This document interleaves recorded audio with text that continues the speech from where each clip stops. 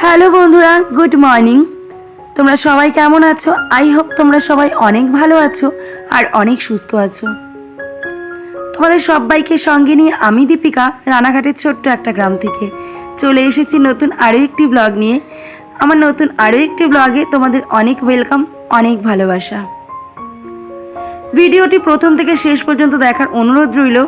আশা করছি অনেক ভালো লাগবে ভিডিওটি। আর যদি ভালো লাগে তাহলে প্রিয় বন্ধু হিসাবে, প্রিয় দিদিভাই হিসাবে একটা কমেন্ট, একটা লাইক। সকাল সকাল মোটামুটি বাইরের সমস্ত কাজকর্মই আমি করে চলে এসেছি। আর বাসি জামা কাপড়টা চেঞ্জ করে গপুকেও জাগিয়ে নিয়েছি।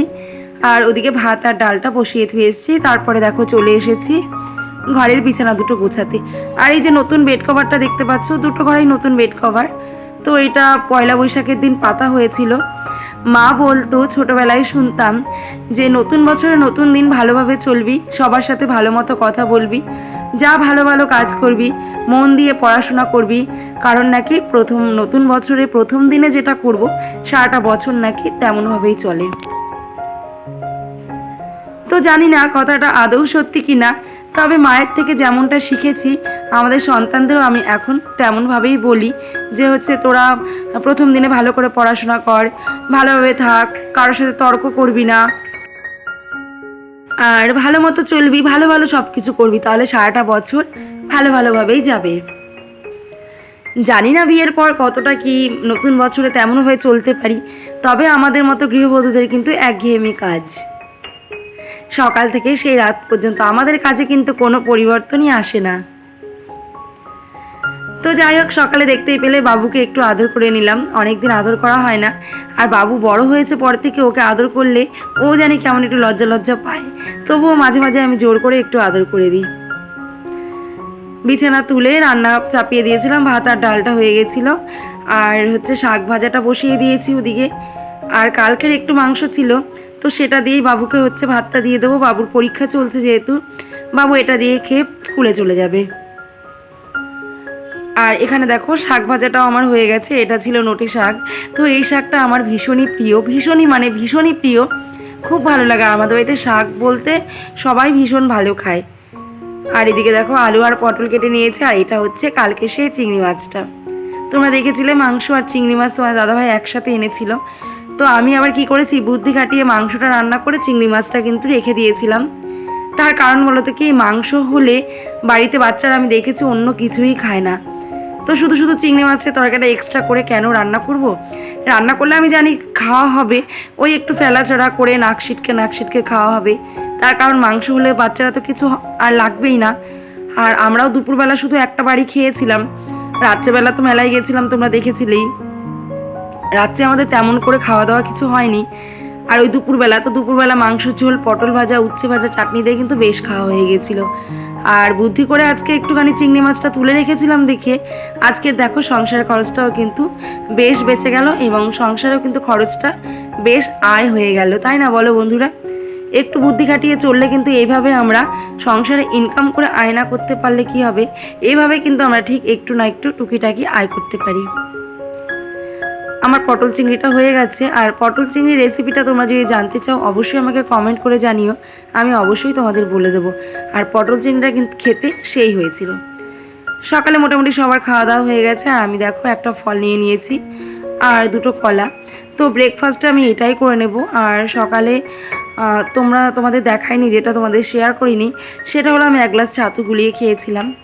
মর্নিং ওয়াকটা করার পর 1 গ্লাস ছাতু খেয়েছিলাম। এবং দেখো এখন মিড মর্নিংয়ে আমি ফল খেয়ে নিচ্ছি, ব্যাস দুপুরবেলা ভাত খাবো। আর ওদিকে কিন্তু মেশিন চলছে, আর আমি এদিকে দেখো একের পর এক কিন্তু সংসারের কাজগুলো টুকটাক করে গুছিয়ে করে নিচ্ছি।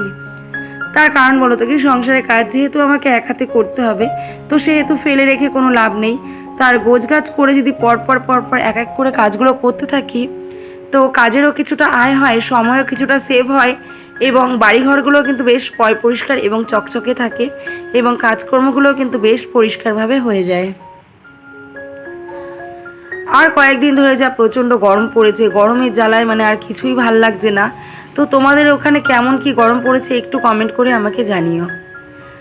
আমাদের এখানে তো প্রচণ্ড গরম পড়েছে। সূর্য মামাকে বলছি যে সূর্য মামা তুমি একটু স্নান করে নাও, একটু যদি ঠান্ডা হও তাহলে আমরাও একটু ঠান্ডা হতে পারবো। কিন্তু সূর্য মামা আর ঠান্ডা হচ্ছে কই, সেই তো গরম হয়ে রেগে মেগে অস্থির হয়ে রয়েছে এবং সেই রাগটা সূর্য মামা কিন্তু আমাদের ওপরই ঢালছে এবং সেই গরমের তাপটা কিন্তু পুরোটাই আমাদের গায়েই লাগছে। ঘর মোছা হয়ে গেল, আর ঘর মুছে যে স্টিকটা, আমি যে স্টিকটা দিয়ে এখন ঘর মুছি, সত্যি বলতে এই স্টিকটা এনে আমার ভীষণই উপকার হয়েছে। তার কারণ ঘরটাও বেশ তাড়াতাড়ি মোছা হয়ে যায় আর ঘরের কোনা টোনাগুলো না বেশ পরিষ্কার হয়। তো এই স্টিকটাকে আমি ধুয়ে এই যে এইভাবে তারটা আছে আমাদের এখানটায় মেলে রাখি, তাহলে বলো তো কী হয়, এই যে স্টিকের মাথায় যে সুতোর যে দড়ির কাজগুলো আছে ওটা কিন্তু পচে যায় না, আর এইভাবে রেখে দিলে স্টিকটাও শুকিয়ে যায়, মানে স্টিকের মাথাটাও শুকিয়ে যায় এবং স্টিকটাও কিন্তু ভালো থাকে। আর আমি কিন্তু এভাবেই স্টিকটাকে রেখে দিই। আর তারপরে দেখো আমি গ্যাসটাকে মুছে নিচ্ছি পরিষ্কার করে। আর বললাম না, গরমের মধ্যেও আমি কিন্তু সেই সকাল 5টার থেকে একের পর এক টান টান কাজ করেই যেতে থাকি, কোনো রকম হেল্পিং হ্যান্ড ছাড়া। কারণ বলো তো কি, যেহেতু সংসারে আমি একা, আমি হাজব্যান্ড আর ছেলে আর মেয়ে, তো হাজব্যান্ড আর ছেলে মেয়ে ওরা তো কাজ করতে পারে না। এবার মেয়ে যদিও কাজ করতে পারে, এতদিন মোটামুটি হাতে হাতে ও অনেকটাই করে দিত আমাকে, কিন্তু এখন ওর পড়াশোনার এত চাপ, মানে ওকে বলার কোনো স্পেসই আমি পাই না, কোনো জায়গাই আমার নেই ওকে বলার।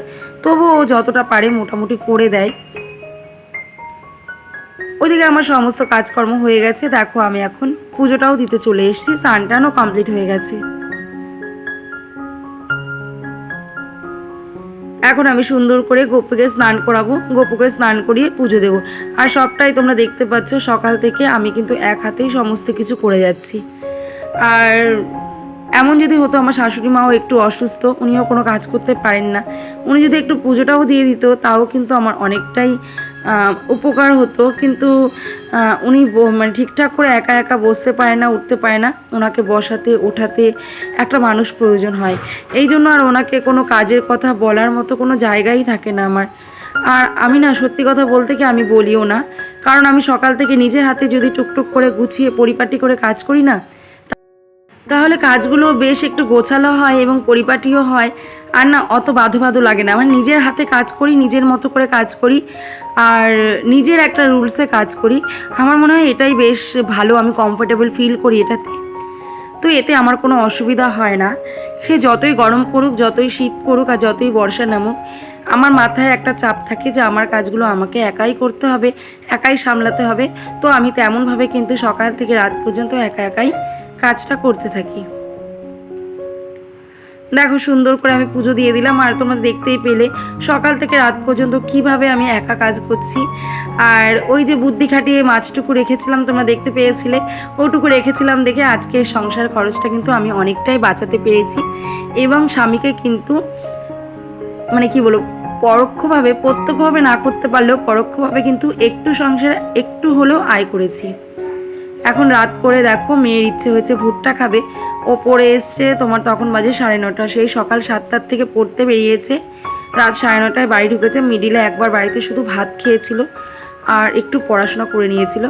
ওর এখন মনে হয়েছে ভুট্টা খাবে, ভুট্টা এনে রেখেছিল কয়দিন ধরেই।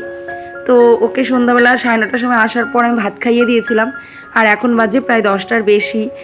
আর ভুট্টাটা পুড়িয়ে দিলাম, আমি বললাম তাহলে খা, ভুট্টাটা খেতে খেতে পড়াশোনা কর, তারপরে পড়াশোনা হয়ে গেলে ঘুমিয়ে পড়িস। আর ওদিকে আমারও কাজকর্ম হয়ে গেছে, রান্নাটাও হয়ে গেছে। সারাদিন যেহেতু একটুও টাইম পাইনি, তো এখনই ভাবলাম যে একটুখানি স্কিন কেয়ারটা করে নিই। তো একটা রেমেডি, আর তোমরা সবাই জানো যে আমি হোম রেমেডি ইউজ করি, তো সেই রেমেডিটাই আমি এখন ইউজ করব। আর এতে যেন আমি খুব ভালো রেজাল্ট পেয়েছি। তোমাদের মানে কি বলবো, আমার মুখে এত পিম্পল ছিল, এত পিম্পল ছিল, আমি কোনোদিনও কারোর মুখে এত পিম্পল দেখিনি যে আমার মুখে যতটা পিম্পল ছিল। তো সেটা আমি পুরোটাই ঘরোয়া পদ্ধতিতে রিমুভ করতে পেরেছি। তোমরা যদি জানতে চাও অবশ্যই আমি এর ওপর একটা ভিডিও বানাবো। তো দেখো আমি এখন স্কিন কেয়ারটা করে নিচ্ছি। চলো স্কিন কেয়ারটা করে নিই, ততক্ষণে তোমরা যারা যারা আমার ভিডিওটা এতক্ষণ দেখলে তাদের অনেক ধন্যবাদ। যদি নতুন কেউ দেখে থাকো তাহলে একটা সাবস্ক্রাইব করে দিও চ্যানেলটাকে, আর একটা লাইক, ভালো লাগলে একটা কমেন্ট করে দিও।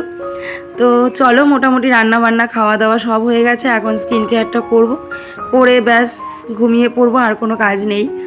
তো আমার ভিডিওটি কেমন লাগলো তোমাদের? অবশ্যই কিন্তু কমেন্ট করে জানাতে ভুলো না।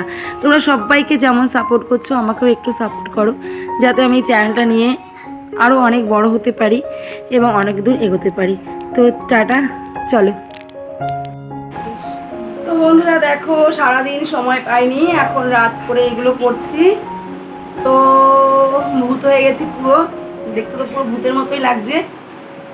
তো চলো আজকের ব্লগটা এখানেই শেষ করছি। রাতে রান্না করেছিলাম ডিমের কালিয়া আর ভাত আর উচ্ছে ভাজা, আজকে ভাতই খেয়েছি।